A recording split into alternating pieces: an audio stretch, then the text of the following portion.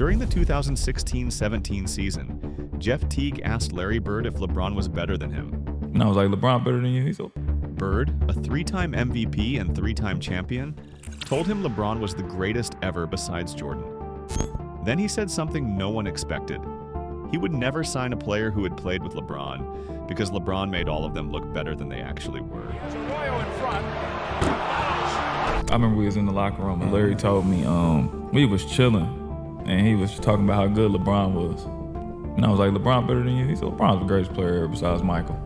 Larry Joe Bird came out of French Lick, Indiana, a small town most people could not find on a map, and turned himself into one of the most feared competitors the sport has ever produced. 3 straight Most Valuable Player awards in the mid-'80s, a stretch of dominance that only a handful of players in league history can match, 3 championships with the Celtics. Bird wants a 3 out of it, he gets it, and win 50 and lose only 1 on the parquet floor. 12 All-Star selections, a Finals MVP, a reputation as maybe the greatest trash talker who ever lived, the kind of player who would tell you exactly what he was about to do to you and then do it while looking you in the eye. His rivals did not describe him with affection. They described him with something closer to dread. I'd much rather guard Michael Jordan than Larry Bird because you have to play the game as a thinker when you're playing him. You have to get inside his mind. Larry was quick, couldn't jump really high, but there was just some sleepless nights. Isaiah Thomas, no soft touch himself, called Bird the toughest of that entire golden generation. Magic Johnson, his great rival, spoke about him the way you speak about a natural disaster. He must have made 30 in a row, hard net. I'm sitting there watching him shoe shining. This dude can play. Okay.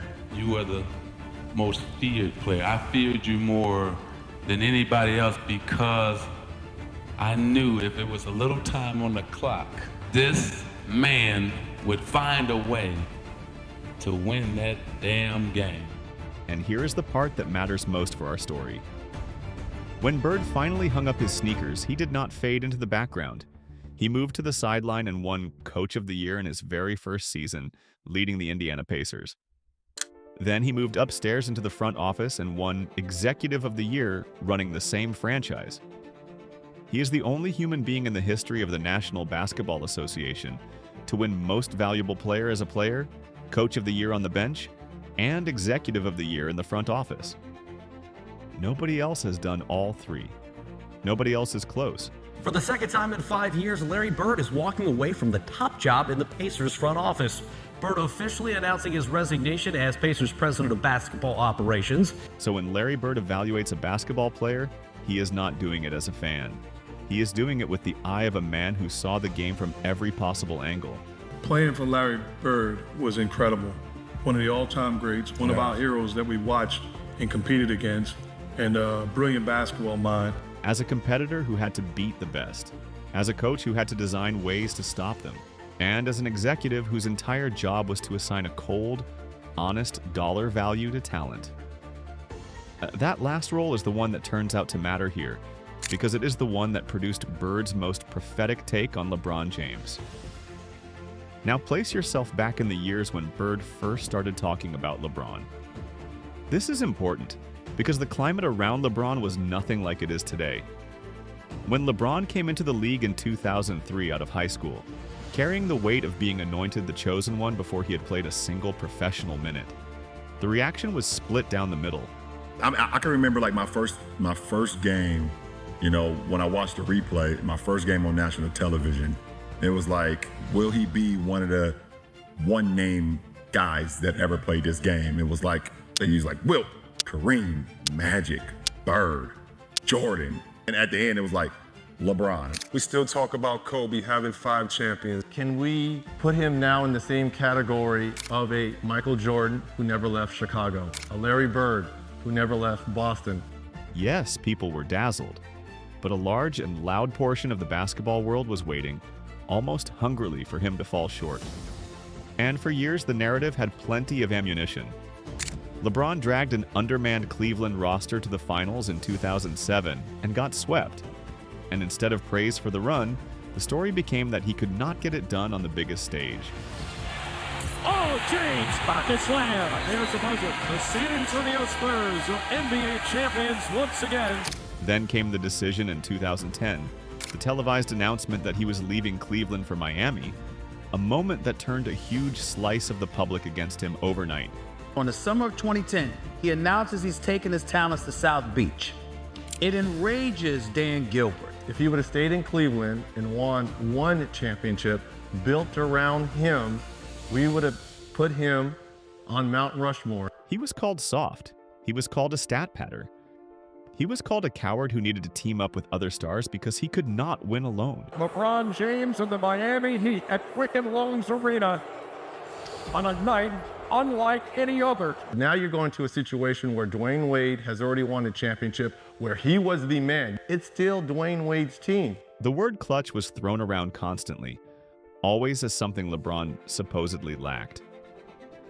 Even the greats piled on, or at least declined to lift him up. They needed something. Everything was so positive. It was like, oh, you decided to go on TV and make a decision for your career. We got you. We got it. We finally got it. We finally made a little chink in the armor. In a book published in 2009, Michael Jordan named his personal top 5 players of all time, and he pointedly chose Larry Bird over LeBron. Jordan said people would interrupt him the moment he mentioned Bird, telling him Bird could not possibly hang with LeBron James, and Jordan would push back and insist that Bird was better than any small forward who ever played. That was the mood of the era. The idea that LeBron might one day be mentioned in the same breath as Jordan, or ahead of legends like Bird, was treated as something close to blasphemy. And into that exact climate, Larry Bird kept saying the quiet part out loud. Go back to 2008. LeBron was 23 years old. He had never been to a finals except that one swept appearance, had never won a title, had none of the hardware that would later make his case undeniable. In an interview with a New York newspaper that year, Bird was asked to sum up a series of NBA legends in a word or a phrase. And when the subject turned to LeBron, Bird did not hedge. He said the young man had a chance to be the greatest small forward the game had ever seen. To see the guy can shoot the basketball, but then also be able to change his game up and to do whatever he had to do to win. You know, kind of like Magic, kind of like Mike. Think about the boldness of that. Bird himself is routinely called the greatest small forward of all time. Michael Jordan literally used that exact title to defend Bird over LeBron.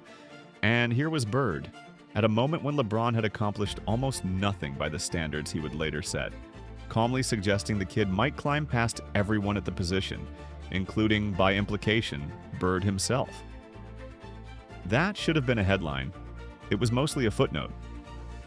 But the truly prophetic moment, the one this whole story pivots on, did not come from an interview at all. It came from inside the Indiana Pacers front office during Bird's years as president of basketball operations. And it was captured in a book by the veteran writer Ian Thompson, later spotlighted by the analyst Zach Lowe, and it reveals how deeply Bird understood what LeBron was doing to the entire league. Here's the situation. Bird ran the Pacers.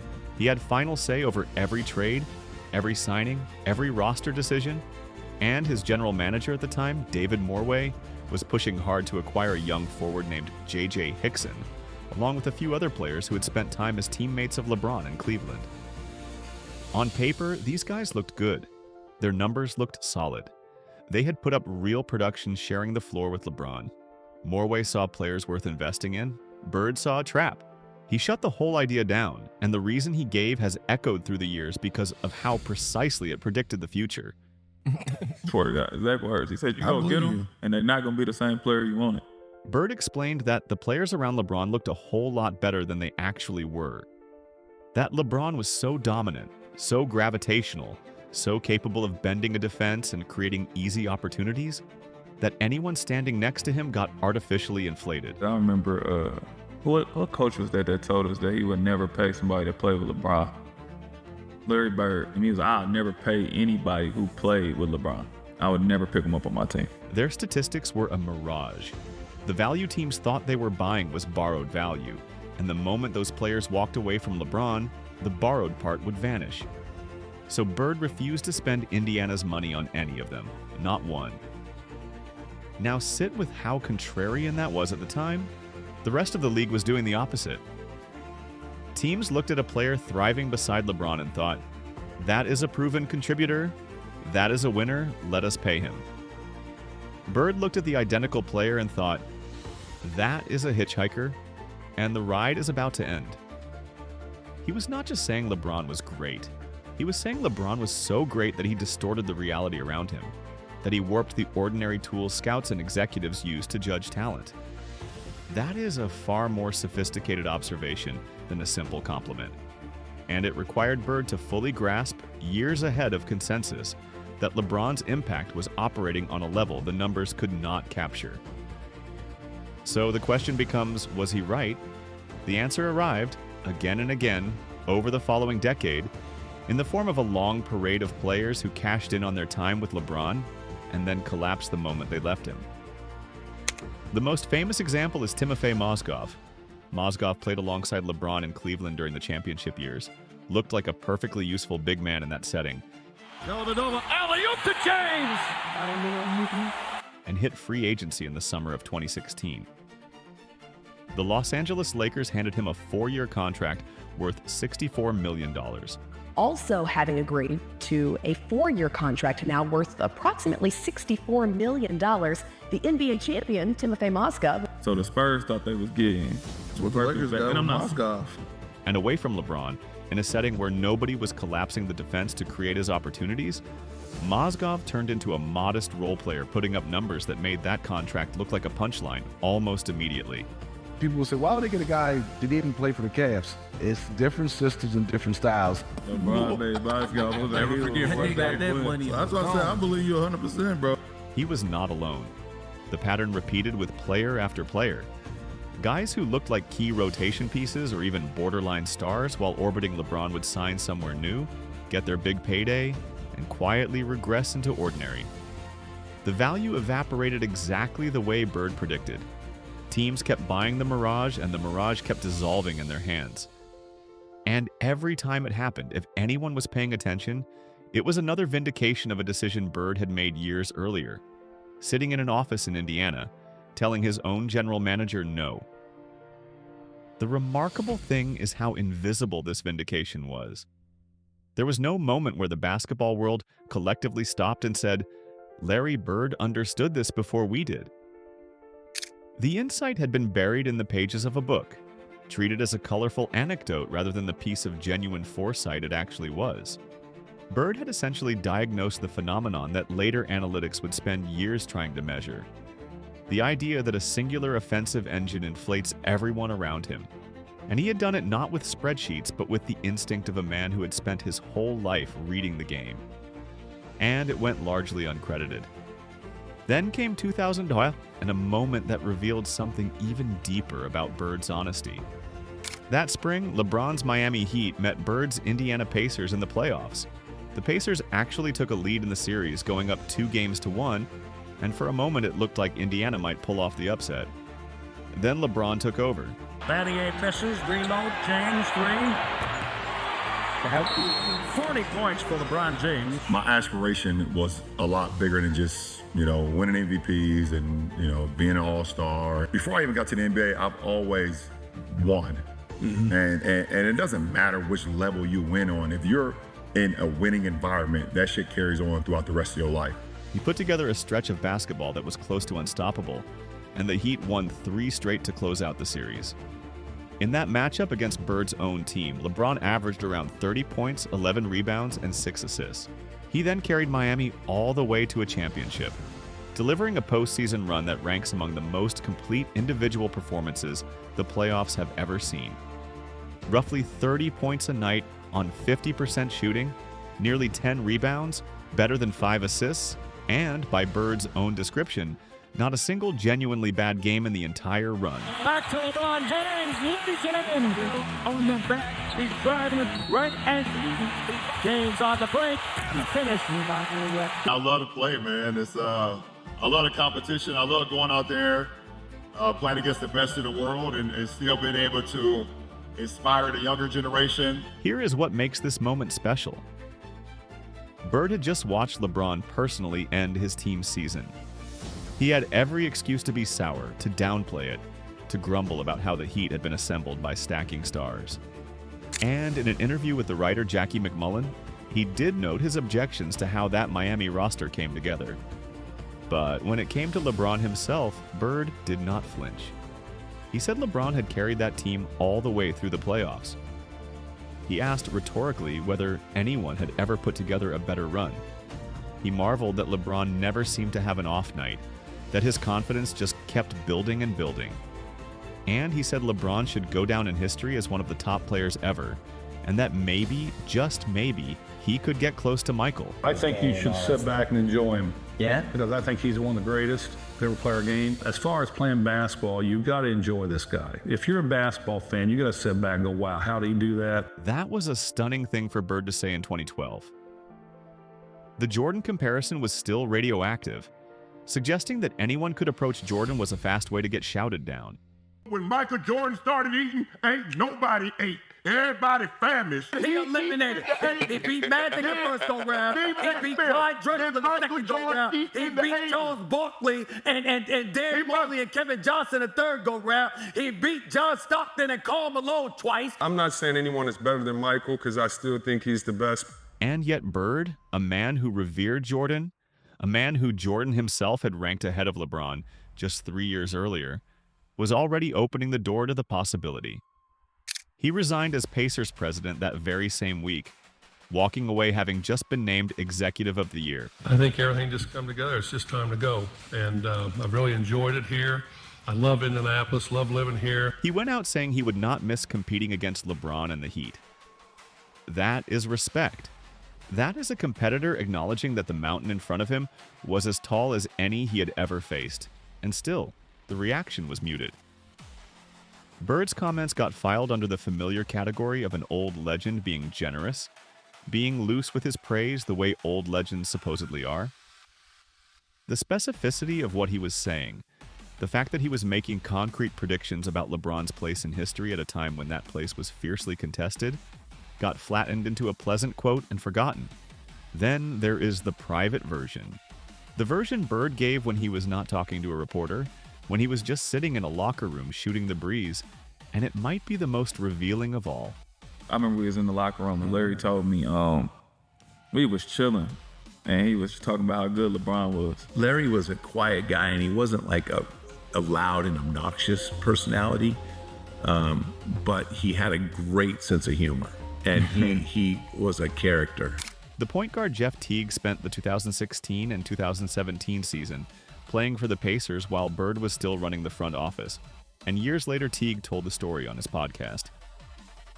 According to Teague, he and Bird were hanging out, talking basketball, and the conversation drifted to LeBron. Teague, being a competitor himself and knowing exactly who he was talking to, asked Bird the obvious question. Was LeBron better than Bird had been? And I was like, LeBron better than you? He said, LeBron's the greatest player ever besides Michael.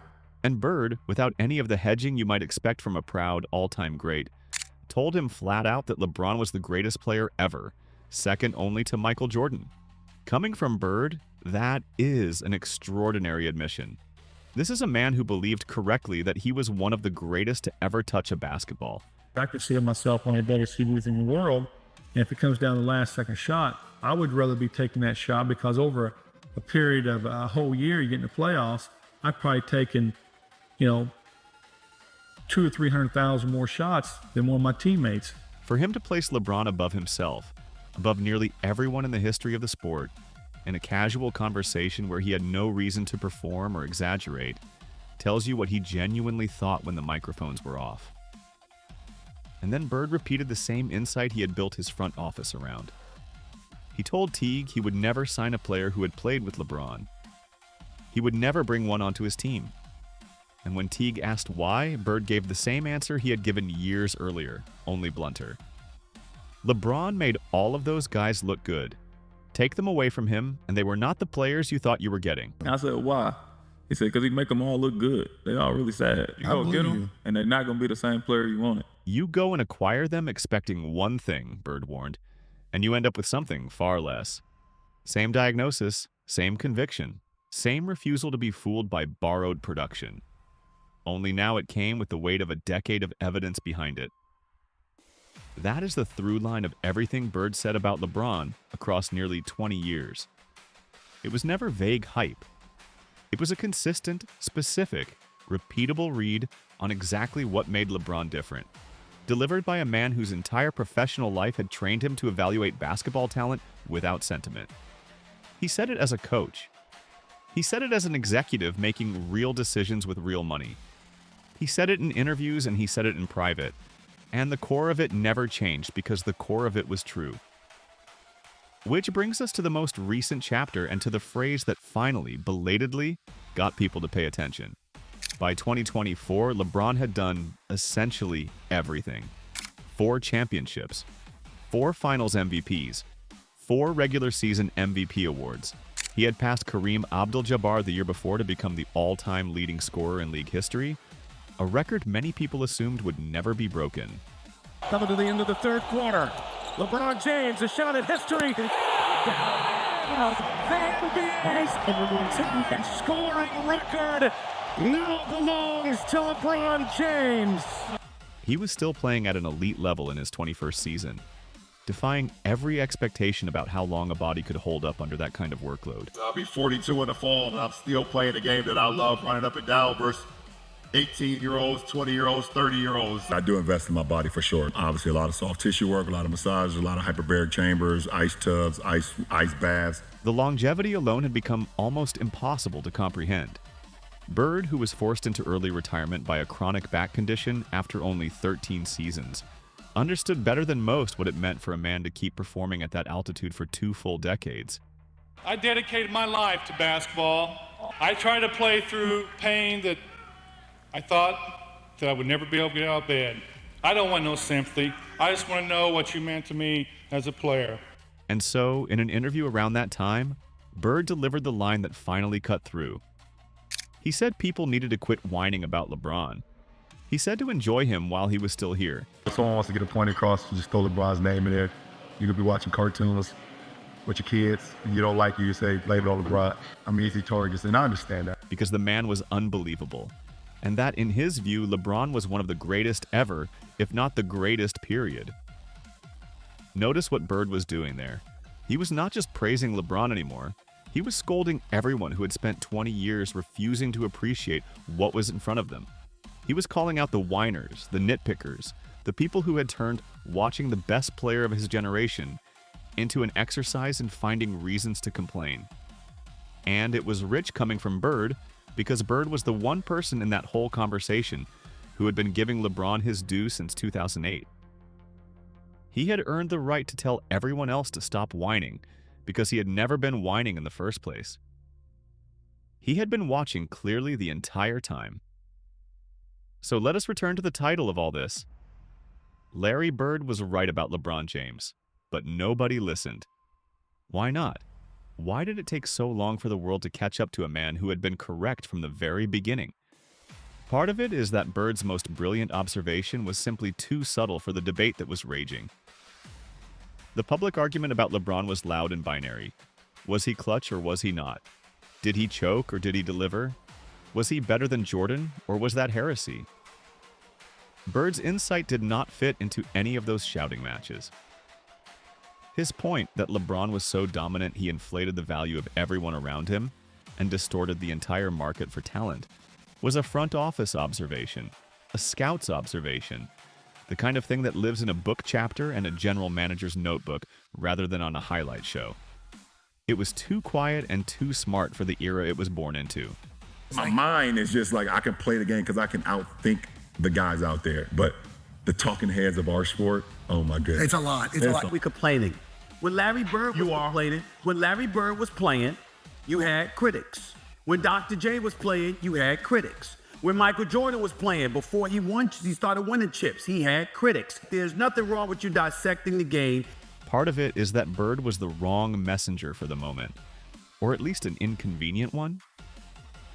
People had decided that the old guard existed to defend the old guard.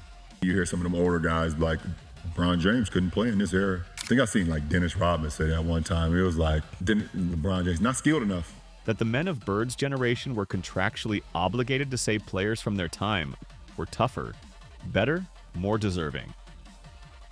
So when a card-carrying legend of the 80s actually broke ranks and said the modern guy was among the greatest ever, it did not compute. It got dismissed as an aberration, as one old-timer being unusually generous, rather than recognized as the honest testimony of the single best qualified witness alive. And part of it is timing. Every time Bird spoke, the accomplishments that would prove him right had not fully arrived yet. In 2008, he called LeBron a potential greatest ever small forward before LeBron had a ring. This is LeBron James' 8th season coming up, and he has 0 jewelry. So I understand him wanting to go somewhere else and win a championship. In the Pacers front office, he predicted the teammate mirage before the mirage had dissolved in front of everyone. In 2012, he raised the Jordan comparison before that comparison was remotely acceptable. Bird was always speaking from the future, describing things that had not happened yet, which is exactly why the observations sounded premature when he made them and obvious only in hindsight. Being early is almost indistinguishable from being wrong, right up until the moment it becomes indistinguishable from being a genius. Now look at the scoreboard of his predictions. He said LeBron could become the greatest small forward ever. LeBron is now, by most reasonable accounts, exactly that, and arguably far more. He said LeBron's teammates were inflated and would not hold their value elsewhere, and a decade of overpaid, underperforming ex-teammates proved him right down to the dollar. He said LeBron could get close to Jordan in the historical conversation, at a time when merely floating the idea got you laughed out of the room. When Larry Bird in 1986, when he said that was Jesus or God disguised,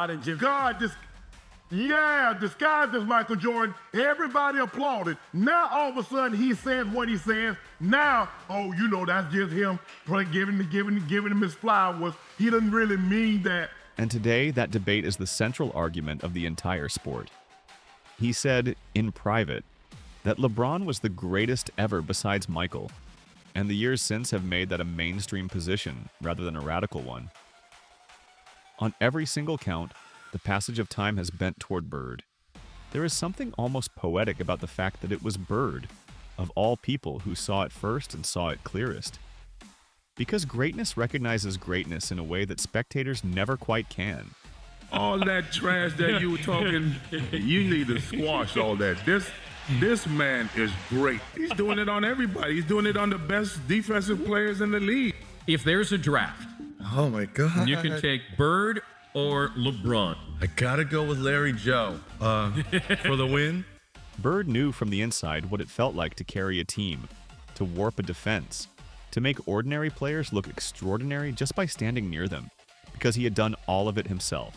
If I get the ball down low post and they throw it into me, and the guy starts running at me, double team me, I always feel like I got the upper hand because I can make the pass to the open man. I'd much rather guard Michael Jordan than Larry Bird because you have to play the game as a thinker when you're playing him. He had been the sun that other players orbited.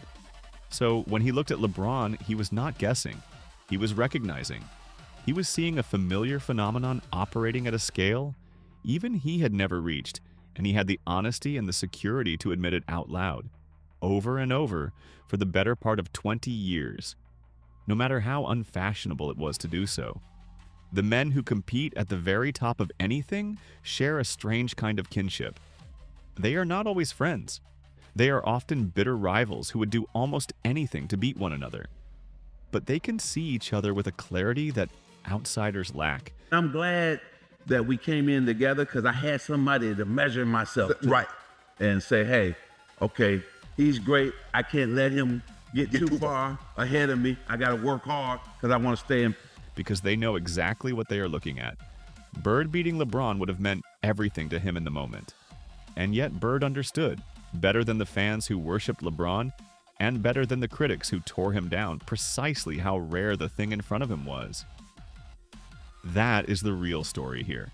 Not simply that Larry Bird complimented LeBron James, it is that the one man with every competitive reason to diminish him instead told the truth about him earlier, more specifically and more consistently than almost anyone else in the sport, and that the world was too busy arguing to notice. LeBron James is by far our best player in this league. I don't think there's really anyone next to him. I think he's there, then you go down the list. Bird did not need LeBron to retire, did not need the records to be finalized, did not need the debate to cool down. He called it in real time. He put his professional reputation and his team's money behind the call. And he was right. So the next time you hear someone in that endless argument insist that the legends of the past would never respect a player like LeBron, remember that the toughest, proudest, most decorated legend of them all did exactly that, and did it before it was safe. But if you want to have fun like I did with Bill Walton, you play with LeBron. Really? It'd been probably more fun to play with LeBron. Larry Bird saw the whole thing coming. He told us what we were watching. He told us to enjoy it while it lasted. The only mistake the rest of us made was waiting 20 years to believe him. If you enjoyed this deep dive, do me a favor and hit that like button, and subscribe for more stories about the moments and the voices that got basketball history right long before the rest of the world caught up. Thanks for watching, and I will see you in the next one.